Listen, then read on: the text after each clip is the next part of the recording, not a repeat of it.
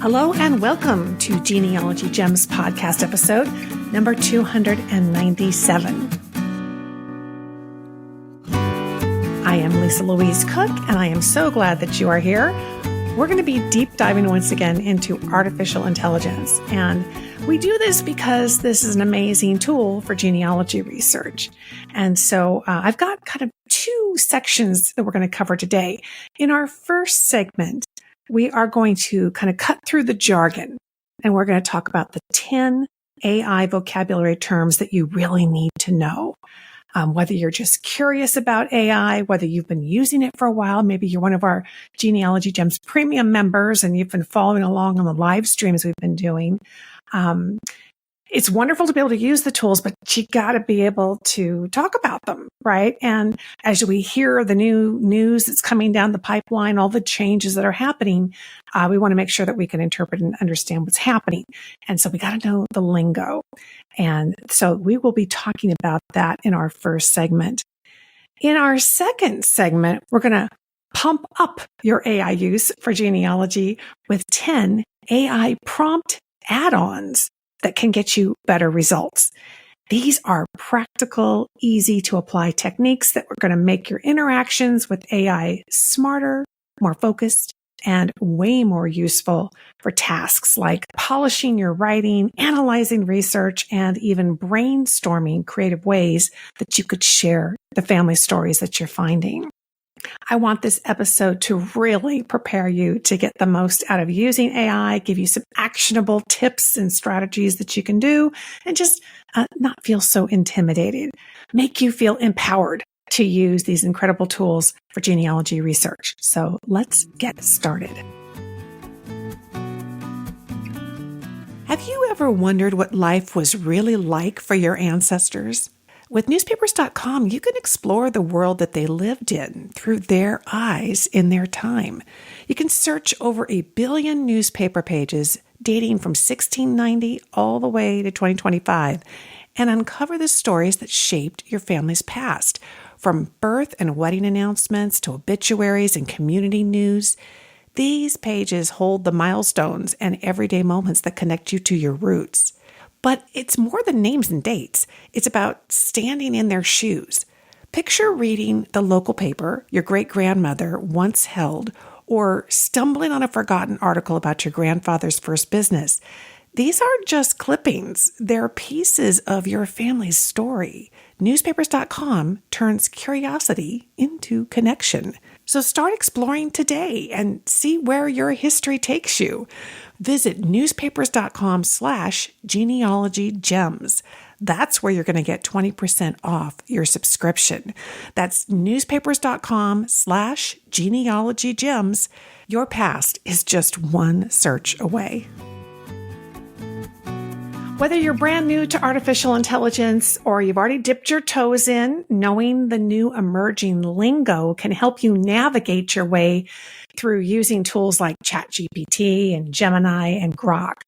So let's demystify AI one term at a time. I'm going to break down 10 essential AI terms that are going to help you understand how this technology works.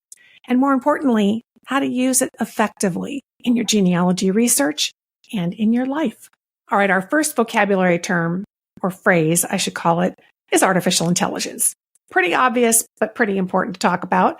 It's the overarching field dedicated to developing the computer systems that are capable of performing tasks that typically require human intelligence. So what we're seeing so far, this can include abilities like learning, understanding language, recognizing patterns, making decisions, and even generating content, and being really creative. I think as we're seeing AI expand and develop, we are going to see these definitions expand as well as they take on more and more of the kinds of tasks that humans can do. All right, number 2, generative AI. You've probably heard this term. What they're really just talking about are AI systems that are capable of creating or generating new and original content.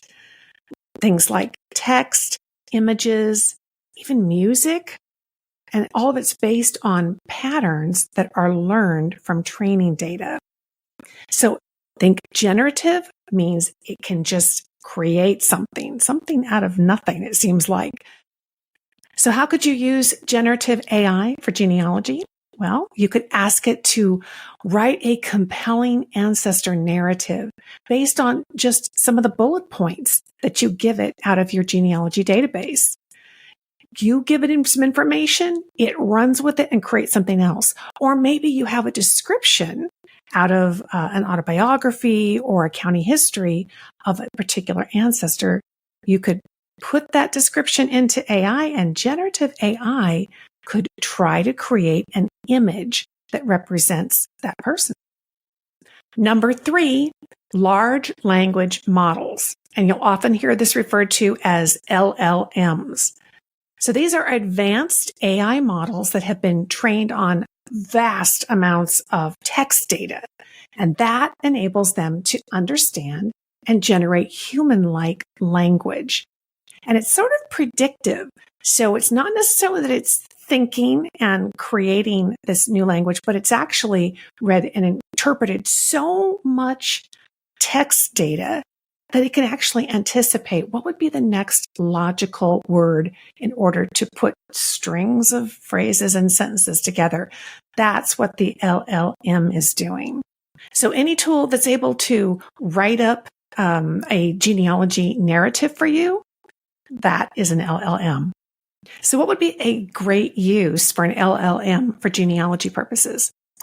You could put in a German text document and ask it to transcribe it and translate it into English. Or you could put in an entire family history as a PDF and ask it to summarize it for you. And it would give it back to you in language, the large language model. Our 4th term is chatbots. Now, is all AI a chatbot? No. Chatbots are AI-powered conversational agents that simulate human conversation through text or voice. Now, the key word here is simulate. You're not talking to another person, but it's like a conversation in that you go back and forth, and you can give it more information, and it's going to be able to update its response. So we see chatbots in a lot of different places. If you go to an airline's website, you're going to be able to probably interact with a reservation chatbot or a customer service chatbot. But also these big AI tools like ChatGPT, Claude, Grok, they're all chatbots as well. And we know that because they can have conversations with us. So genealogy use for a chatbot might be having an ongoing dialogue about your research question and getting brainstorming help. If you put your research question in there, you tell it what you have found so far, and you start to have a conversation, kind of brainstorming. What are the next things I could do? What am I missing here? What do I need to go find? What suggestions do you have? All of that becomes a brainstorming conversation. And here's the thing. AI could be all 3 of these: generative AI, chatbots, and LLMs. For example, AI tools like ChatGPT and Grok and Gemini, these are all generative AI chatbots that use large language models to produce human-like responses in conversation. They pull it all together in one place. So don't be intimidated or feel like you have to go find one or the other. Most of the most popular ones that you're using do all 3. All right, vocab word number 5 is prompt. Gosh, you hear it everywhere you turn these days, and it seems like just a couple of years ago, it was like prompt somebody to do something, but now we're all prompting AI. So that's what that is. A prompt is your question or a set of instructions that you're giving to AI. It's what you type into the box in order to get the conversation started. And, it can kind of feel like you're Googling sometimes because you're typing words into this, what looks like a search box, but really it's a lot more than that. AI is much more than search. The box is really your conversation tool. It's kind of the round table that you are joining AI at, and you are typing in instructions. That's your prompt for what you want to learn about, or maybe something that you want AI to generate or create for you. So an example of a genealogy prompt that you might want to do, you could say, write a short paragraph introducing my great-grandparents for a family reunion booklet. But of course, AI doesn't really know who your great-grandparents are. So you would, in addition to your prompt, or as part of your prompt, you'd be attaching perhaps some of the research that you've done, or a narrative that you wrote about them that you want to put in your booklet. And by giving that along with your instructions and that prompt, AI is going to be able to put together a quick introduction for you.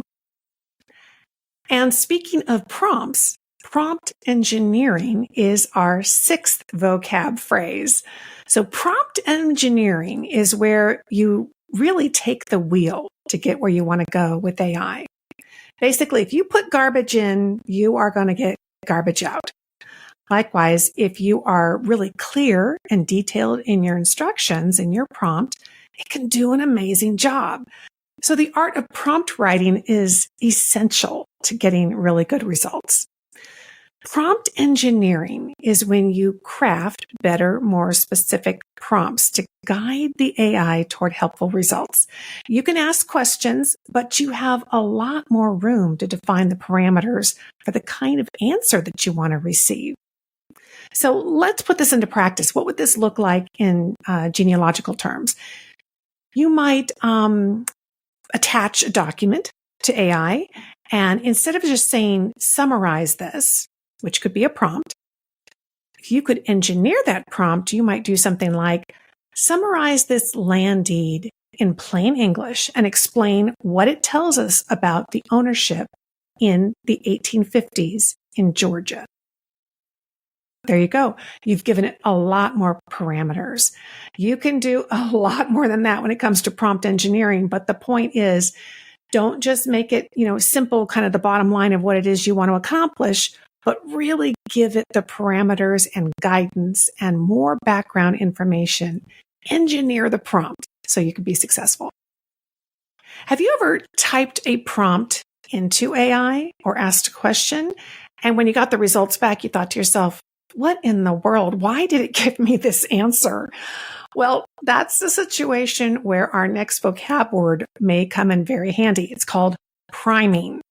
And oftentimes when we get results that we're not real happy with, it's what we call a picnic. And a picnic is when problem is in chair, not in computer.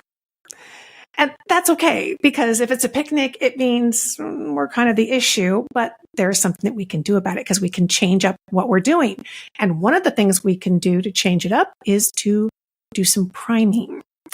So as part of your prompt engineering, when you do priming, that's when you tell the chatbot exactly what you want from it. It's like giving it kind of a pre-game pep talk so it knows what the goals are. So what are some examples of how you might be priming AI? When you go to write your prompt, you might prime it by saying, you're a professional genealogist with over 40 years of experience. Right there, you've kind of set it up. You've said, look, when you answer this, I expect you to come at it from this perspective. And that would also, of course, gear it to, you better dig deep. You better find really good resources. You might need to turn to more professional level materials before you give me this answer. You are priming it. You're giving it a pep talk and saying, hey, look, this is the level where you're at. And that's where I want you to come from when you do this. Then as you engineer your prompt, as we talked about, you could then tell it, but limit your answer to 200 words, or be really concise and to the point. I love that one. So many times AI just gives you this huge verbose response, and I just want the bottom line. And so tell it that you want the bottom line. And you could even just say things like format everything in bullet points. That would be easier for you. So all of this kind of converges together, the priming and the engineering, to make for much better prompts, which of course would mean hopefully much better results. Vocab word number 8 is token. So now we're going to move kind of more into the nuts and bolts of when we're at the chatbot, what are we working with here? A token is a basic unit, and it's used by LLMs to process language. It helps to think of it like Legos. A token is like a Lego brick, which can be combined with other bricks to build more complex structures. Just like words are made up of letters, text in AI is broken down into tokens, and that can be words or parts of words or even symbols. Tools like ChatGPT have token limits, and of course, that's why this word is so important. And they vary between the models. So obviously, if you have the free version, you have fewer tokens that it could handle. And that's what we're talking about. We're talking about how much processing is going on. So the more you pay, the more tokens that ChatGPT or Gemini or Grok can handle in your conversation. Number 9 is context window. And this goes hand in hand with tokens.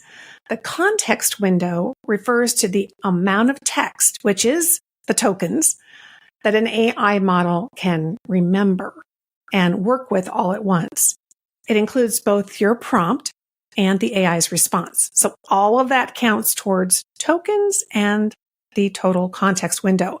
If you exceed the limit, earlier parts of your conversation might actually be forgotten or ignored by AI.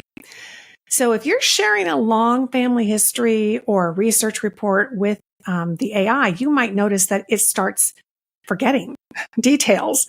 Well, it may not be really forgetting, it's just hit its limit. And to get better results, again, you might try summarizing or breaking your input into smaller chunks. That could help. But of course, also you could subscribe. And of course, the more you pay for, the stronger the model, the more context window that you have. And our AI vocab term number 10 is hallucination. And this one came up right out of the gate back in 2022 when they released ChatGPT to the public. They didn't say a whole lot about this hallucination issue, but I know I ran into it very early on in trying to use it for genealogy.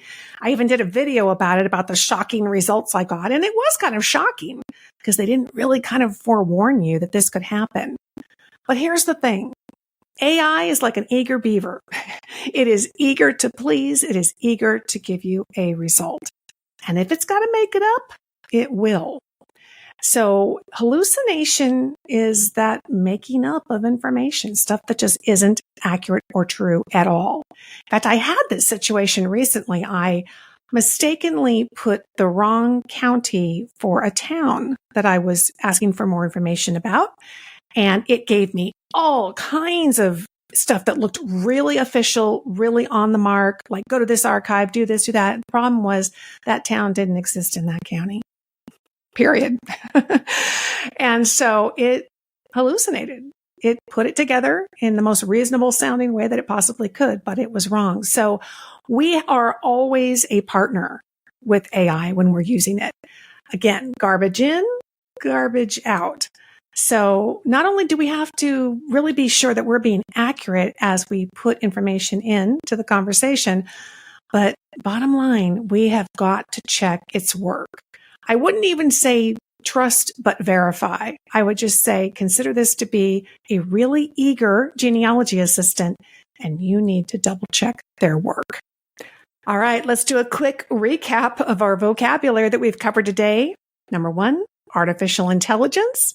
2, generative AI, its ability to create.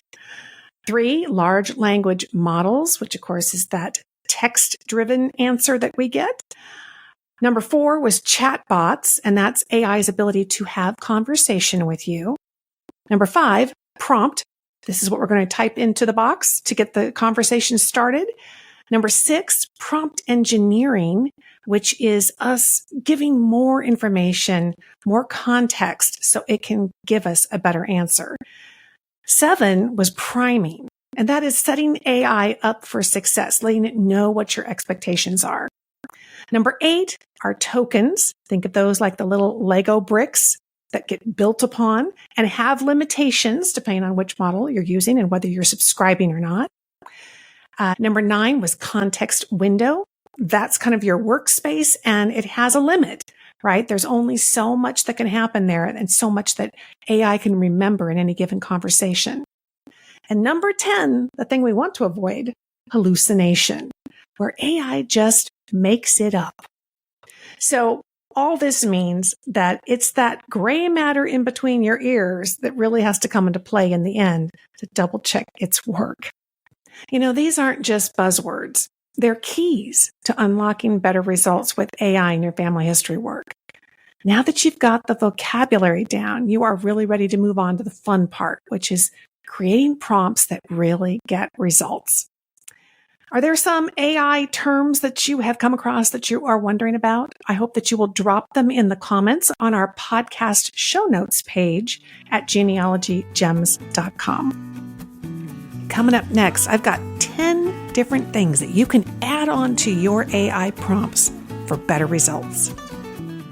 Today's episode is sponsored by MyHeritage, a global discovery platform enjoyed by 110 million people worldwide. MyHeritage has it all and offers a full-service experience that bridges your past, present, and future. The MyHeritage DNA Kit reveals your ethnic origins, and it finds your new relatives based on shared DNA. It's popular all over the world, and their constantly growing DNA database means that more matches to new relatives are just around the corner. You're going to receive a percentage breakdown of your ethnic origins for 42 supported regions and weekly email updates as new DNA matches are found. It's also the leading DNA service for anyone with European origins. So make the most of your DNA results with a MyHeritage subscription and access advanced tools for genetic genealogy, like the theory of family relativity, autoclusters, shared ancestral places, and a lot more. Order your kit today at myheritage.com/DNA. And have you already taken a DNA test with another service? Upload your DNA data to MyHeritage for free to receive DNA matches and access new discoveries. Visit myheritage.com/DNA. Did you know that sometimes just simple tweaks to your AI prompt can make a world of difference? Rather than just asking AI to write something for you or transcribe a document for you, there is potentially so much more that you can accomplish, particularly for your genealogy research. So I want to share with you 10 powerful prompt add-ons that I use all the time that can really help you get clearer answers, deeper insights, and even creative inspiration for your genealogy research. So these are really easy to remember, practical to use, and perfect for anyone who wants to get more value from their AI genealogy assistant. So let's start working smarter and not harder. Our first prompt add-on is, how can I make this better? So you can really improve and polish up the work that you're doing with the help of AI. Whether you're using Claude or ChatGPT or Gemini or Grok, they all have their strengths and weaknesses, but all of them can help you do better work and polish up what you've already done. So consider requesting specific improvements. Things like, how can I be more concise? Or what else should I consider including to keep the reader more engaged in the family history? We'd all love to accomplish that, and AI can help you do that. So if you've already written up your document, just attach it to the conversation and ask this simple add-on. All right, number 2, I use this all the time. I need it. The add-on is, what's missing? It's a simple question, but AI has the ability to analyze whatever you've already been working on, maybe even something it's already created for you, and be able to tell you what it thinks might be missing, what could make it better. So provide everything that you think that should be included. Of course, the more information, the better for AI to work with, and AI can help you figure out what you've omitted. So if you think there are going to be several things, include a request to prioritize the missing items based on your priorities. Let it know what your priority is and say, I want these in a prioritized, with the most impact kind of list. For example, you could ask, what's missing from this genealogy research report that a professional genealogist would want to know? That should really improve things. All right, our third prompt add-on is going to set some expectations for AI so that it can actually do a better job for you. We're going to add on, you're an experienced English professor. Find any typos or grammatical errors in my family history narrative. Now, you can tweak this one based on your specific needs. You might want to try something like, you're a seasoned professional genealogist. Help me create a research plan to answer my research question. And then you give it the research question. With this add-on, what we're doing is we're really, again, setting an expectation, telling it at what level and what type of experience that we are anticipating that it has, so that when it goes out and looks for resources, when it's working with language, it's going to try and do it from that level. So we're not asking for grade school level, we're asking for an English professor or a professional genealogist rather than a hobbyist. And then we ask it to accomplish a particular task that kind of person could do. Something like finding grammatical errors in any kind of document that you attach to the conversation. All right, this next prompt add-on is really handy, particularly when you're doing something that's kind of techie. So if you're having a problem with your computer, your genealogy software program, or some other technical issue, and you need an answer, rather than have AI give you that answer, those instructions at, textbook level, at a really high-tech level, add this to your prompt. Provide the instructions at 8th grade reading level. Really simple. It's no cut to you. It's nobody's watching. But it makes it really easy to quickly read and digest what it's telling you. Or if there's a major concept, maybe you're just trying to learn more about how to do DNA type research. And it's getting kind of technical. You're not sure what they're talking about. You can ask for a summary at 8th grade level. Once you kind of grasp what's going on and get the ideas, then you can dig in more with other resources at the whatever level that they were originally written at. This is just really handy and it makes life so much easier. So try it. Provide the instructions at 8th grade level. Our fifth prompt add-on is really simple. It's remember to. Remember to do what? Well, many AI chatbots can remember important information about you, and that helps it craft responses that are specific to you, specific to the kinds of things that are important to you that you typically do, without you having to add it into your prompt every single time. So maybe you want to always have concise, short answers. Have you ever noticed that when AI responds to you, it's this big, long, rambling explanation? Sometimes you just want to cut to the bottom line. So if typically with those kinds of requests and questions, you want those concise answers, you can make that something that the AI chatbot can remember. Or you might want it to remember that all technical information gets explained with, like our last prompt, at 8th grade level. You want things simple and concise to get started. Or maybe you always want genealogy responses to be given from the perspective of a professional genealogist with 40 years of experience. These chatbots can do that. So at ChatGPT, you go into the settings and you look for personalization, and that's where you can toggle on memory. Over at Google's Gemini, you can click the gear icon on desktop and you just go to saved info. So have your AI tool remember what you need with remember to and add in the rest. I hope you're enjoying this list because it's really going to make a difference, I think, in your daily use of AI as your genealogy assistant.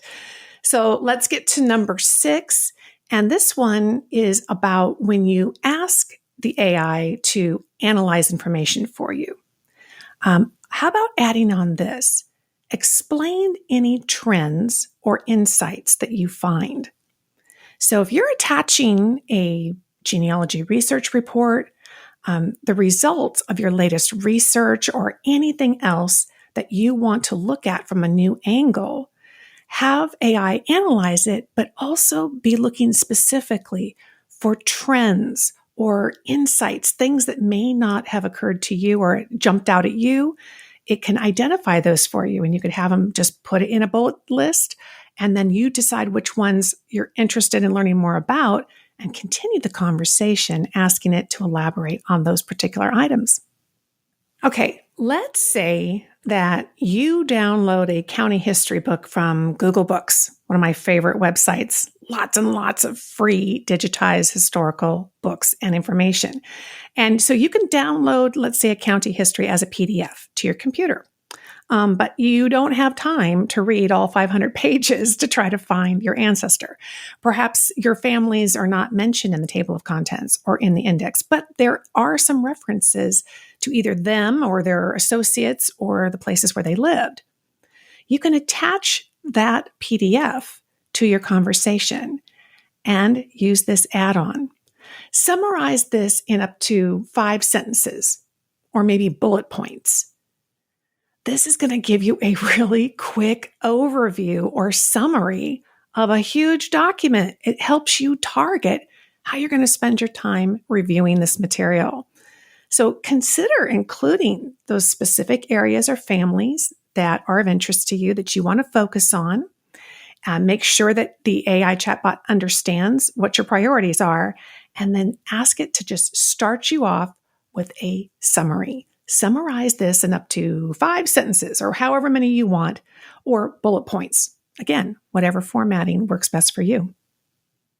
My friends, I have really found that this summarizing add-on is such a huge time saver, but not just that, it's accelerating how much I can accomplish because there's so many of these books I've downloaded over the years or I've bookmarked, but I never got around to them. Now we can. Now we can go back and we can get AI to do some initial legwork for us. And then we'll be able to better prioritize which one we're going to read next. I just love it. All right, our 8th add-on dovetails right together with number 7. So while you're looking at that county history document and you're having AI summarize it for you, do yourself a huge favor. Have it include the page numbers for each of the items that it identifies for you. So if it's giving you a bullet list of the most important items, if it's giving you a summary of how your family is mentioned in whatever this document is, why not go the extra step and have it go ahead and give you the page number, and it'll put it right there at the end of each item. Super helpful. It's going to make it so easy to go back and find that information again. And again, be able to quickly go back and say, of these 5 items that it gave me, boy, number 3 is really standing out to me as something I want to pursue. And you want to be able to jump back to it really quickly. I remember the first time that Grok actually did this for me. It did it by itself. I didn't ask for it, and I had not seen an AI chatbot do this for me before. But why leave it to chance? Use this as your standard add-on and make your life a lot easier as you're working with the results of the conversation. All right, well, I hope you see the trend here with our add-ons to these prompts. They're really designed to help AI be our genealogy assistant, help it do a good job, but also make life a little easier for us, give us more to work with. And number 9 is no exception. So what we're going to add on to our prompt, let's say we've received a family history report from another genealogist, or we've printed out our own from the work that we've done. If you've ever run up against some contradictions in your own research, or you've gone head to head with another genealogist who just does not agree with your conclusions, in addition to having AI summarize things or bullet point things or bring out the highest priorities, add this to your prompt. Explain both sides of this argument. You could even ask it for an opinion. You could say, look at both sides of this argument and tell me what you think the correct answer is and why. Get some third-party assistance from your AI chatbot. You could use this for anything in addition to genealogy, for politics, for dilemmas that you have, trends that you're seeing, anything else that you just want to understand better from a wider perspective. AI can digest an awful lot of information. So while sometimes we can get bogged down in all the details, it can sort through it all, give us those priorities, summarize things for us, but then give us the best argument as well. All right. For our 10th prompt add-on, this one is going to help us share all this wonderful information that we're finding about our family, all these amazing stories with our own family. And of course, they're not necessarily genealogists, so they may not be real interested in all the facts, all the documents. If you want to share a particular family story in a way that's really going to intrigue your family, what you could do is, now that you've attached whatever this document is, maybe you've been having your AI chatbot summarize it for you or translate it or make the highlights into bullet points. This could be a genealogy narrative, a timeline, a family group sheet, whatever it is you've got. You can add to AI, give me some creative ideas for sharing this. So what you're going to do is you are going to describe the audience that you would like to share it with. Maybe it's your grown kids, maybe it's your grandkids, or the whole clan at your next family reunion. And then ask it for creative ideas for presenting the information. You could even include what your strengths or your interests are. Like you could add in there, I like to quilt, I like to make videos, and I like to cook. I'm not crazy about writing, and computers really aren't my strength. So give me creative ideas for sharing this information at my next family reunion. There you go. You'll be amazed at this amazing list you're going to come up with that you can pick from. And any of the items that it gives you, if one catches your eye and you think, oh, that's something I could do, then you can continue the conversation from there and start asking it for more details, writing up whatever needs to be written, generating images for it. You get the idea. Once that conversation gets going, AI can be your assistant to put together something really cool that your family is going to enjoy. And I really hope that you have enjoyed these 10 prompt add-ons. They've made a world of difference for me, and I've just been really excited to share them with you. So what I would love to have you do is in the comments for the audio podcast over at our website, genealogygems.com, go to the comments section and let me know, well, one, which one of these did you use that really made something happen for you? And two, what's one of your favorite add-ons for your AI prompts? Particularly when it comes to genealogy research. We're all dying to hear what you've been doing. So thank you so much. I hope you will come visit me over at genealogygems.com. Sign up for the free email newsletter. You get a free ebook of genealogy tips and strategies when you do. And that way we can stay in touch. And if you give us a review, we really appreciate it. That will help other genealogists find this podcast. Thank you so much for listening, my friends. I'll talk to you soon.